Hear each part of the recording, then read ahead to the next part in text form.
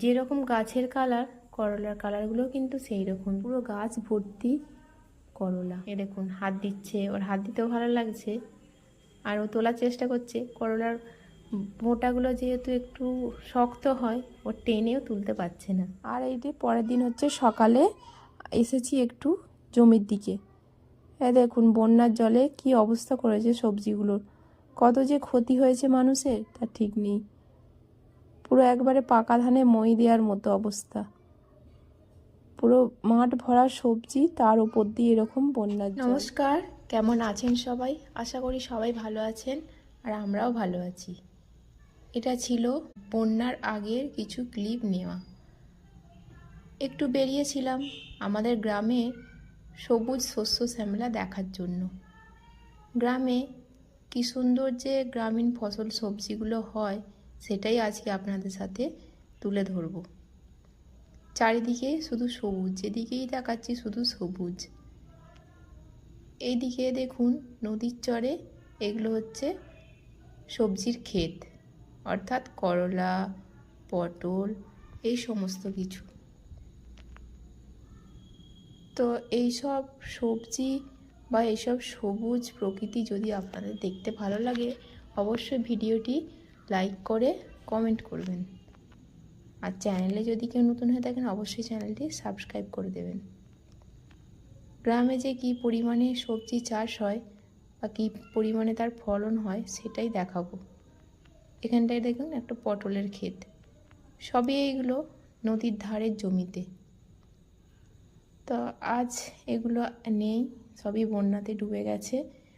আর বন্যা যেদিন আসতে শুরু করেছে, সেই দিনই আমি এই ক্লিপটা নিয়ে রেখেছিলাম। আর এই সাইডটাতে দেখুন শুধুই ধান, চারিদিকে সবুজ আর সবুজ, যেদিকে তাকাচ্ছি পুরো সবুজ। রাস্তার দুপাশে এরকম সবজি, আর দূরের মাঠগুলোতে হয়েছে ধান। এখানে একটুখানি কাছে বাদাম, চিচিঙে, করলা, লাউ শাক, মানে যে যা পেরেছে সবজি এখানে চাষ করেছে। প্রায় সব রকম সবজি এখানে এলে পাবেন। চলুন সবজি ক্ষেতটা একবার সামনে থেকে আপনাদের দেখাই, কি পরিমাণে সবজি ফলেছিল সেটাও একটু দেখিয়ে নিই। তার জন্য তো সামনে যেতেই হবে, আর আমি যেহেতু দেখতে এসেছি, তো সামনে থেকে না দেখলে তো কিছুই বুঝতে পারবো না। ওপর থেকে শুধুই তো গাছ দেখা যাচ্ছে আর ফুল দেখা যাচ্ছে। এই যে এত সুন্দর সুন্দর সবজি, এটা শুধুমাত্র আমাদের বাড়ির, আমার দাদা, তারপরে জেঠুর ছেলেরা অর্থাৎ দাদারা, পাড়ার দাদারা সবাই এইসব চাষ করেছে। যতদূর ফসলগুলো দেখা যাচ্ছে বা সবজিগুলো দেখা যাচ্ছে, পুরোটাই আমাদের পাড়ার লোকের। পুরো দেখেছেন, সেই মাত্র তো গজাতে শুরু করেছে, পুরো পাতাগুলো একবারে নতুন। আর আমি আর মা যেহেতু এসেছি, আর আমাদের পুচকু সোনাটাকে আনবো না তা তো হতে পারে না। তো পুচু সোনাটাও এই এলো প্রথমবার সবজি দেখতে। এই যে ভেতরটা এইরকম দেখুন, কি পরিমাণে যে করলা ধরেছিল সেটা আপনারা দেখে নিশ্চয়ই বুঝতে পারছেন। ছোট বড় বড় করে পুরো গাছ ভর্তি করলা।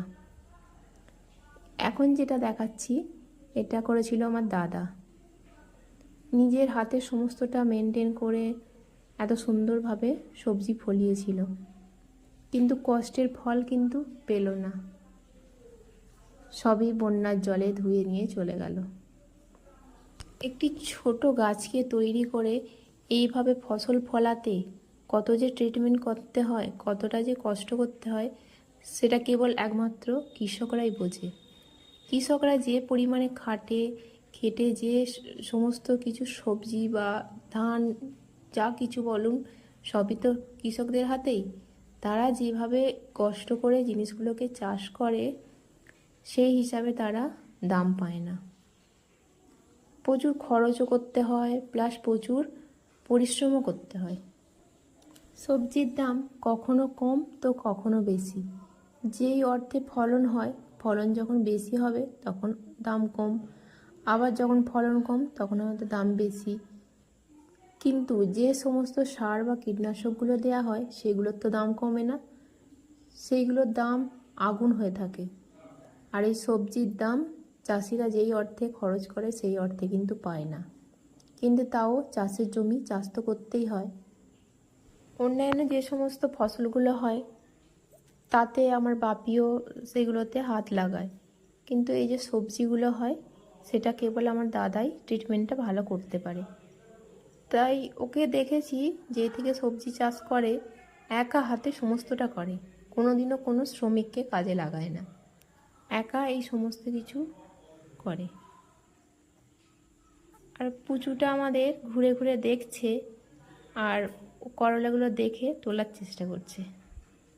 এ দেখুন হাত দিচ্ছে, ওর হাত দিতেও ভালো লাগছে আর ও তোলার চেষ্টা করছে। করলার মোটাগুলো যেহেতু একটু শক্ত হয়, ও টেনেও তুলতে পারছে না। যেরকম গাছের কালার, করলার কালারগুলোও কিন্তু সেই রকমই। এই যে এত সুন্দর দৃশ্যটা আমি তুলে রেখেছিলাম বলে আজকে দেখতে পাচ্ছি, শুধু এগুলো দেখে স্মৃতিগুলোকে মনে করতে পারছি। আর এই যে দেখুন, এটা হচ্ছে গাছের গোড়া। গাছের গোড়া থেকে কীভাবে এরকমভাবে বাঁশের যে বাতা যেটাকে আমরা বলি, সেটা এইভাবে দিয়ে তার উপরে গাছটাকে তুলতে হয়েছে। এর উপরে আবার ডোর দিয়ে মাচার মতো করে পুরো গাছগুলোকে তুলতে হয়। প্রচুর পরিশ্রম করতে হয় এই সমস্ত চাষের ক্ষেত্রে।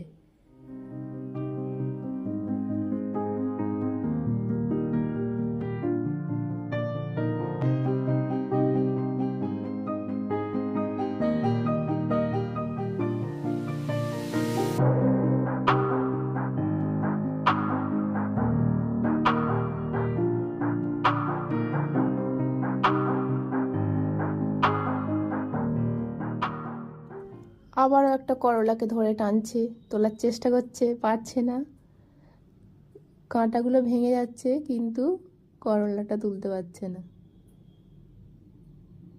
আগেরটা অনেক চেষ্টা করে পেরেছিল তুলতে, এটাও চেষ্টা করছে, মনে হয় পারবে শেষ পর্যন্ত।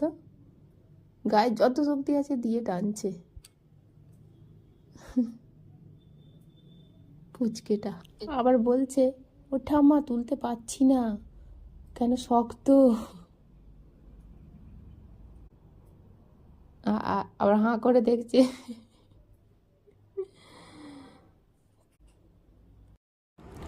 আর এই জমির ক্ষেতটা হচ্ছে আমার আর একটা দাদার, অর্থাৎ আমার জেঠুর ছেলে চাষটা করেছিল। তো তার তুলনায় আমার দাদা যে চাষটা করেছে সেই ফলনটা অনেকটাই বেশি হয়েছে।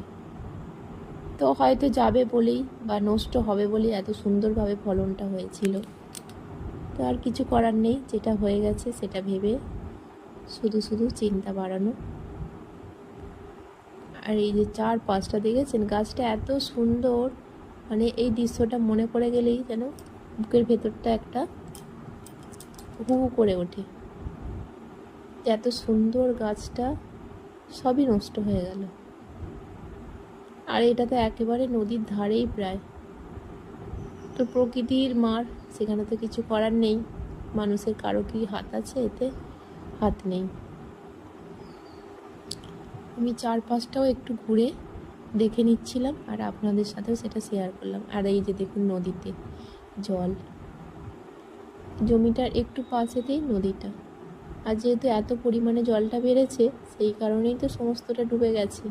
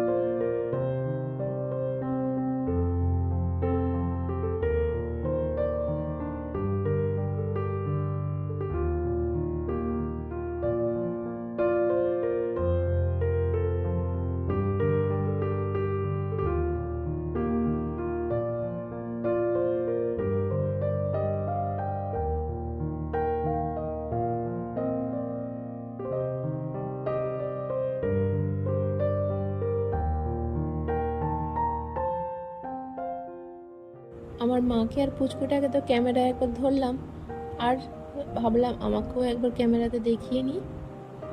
অর্থাৎ এতক্ষণ তো ক্যামেরার পিছনেই ছিলাম, আর সামনে থেকে একবার দেখি।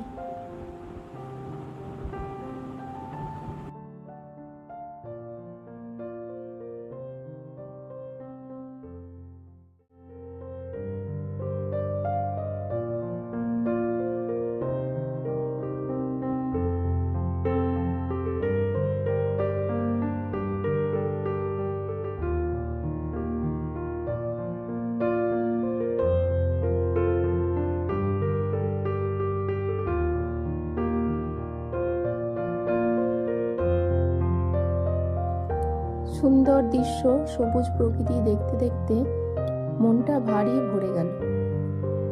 এবার আমি চলে যাব বাড়ির দিকে। তো ভিডিওটা দেখে যদি আপনাদেরও ভালো লেগে থাকে, অবশ্যই ভিডিওটাতে লাইক করবেন। আর এই যে সমস্ত কিছু সবজি চাষ, এটা যদি আপনাদের দেখে কিছু কমেন্ট করার থাকে, অবশ্যই কমেন্ট করবেন। চলুন এবার যাচ্ছি বাড়ির দিকে। আজ তাহলে ভিডিওটা এই পর্যন্তই। সবাই ভালো থাকবেন, সুস্থ থাকবেন। ফিরে আসবো আবারও নতুন কোনো ভিডিও নিয়ে।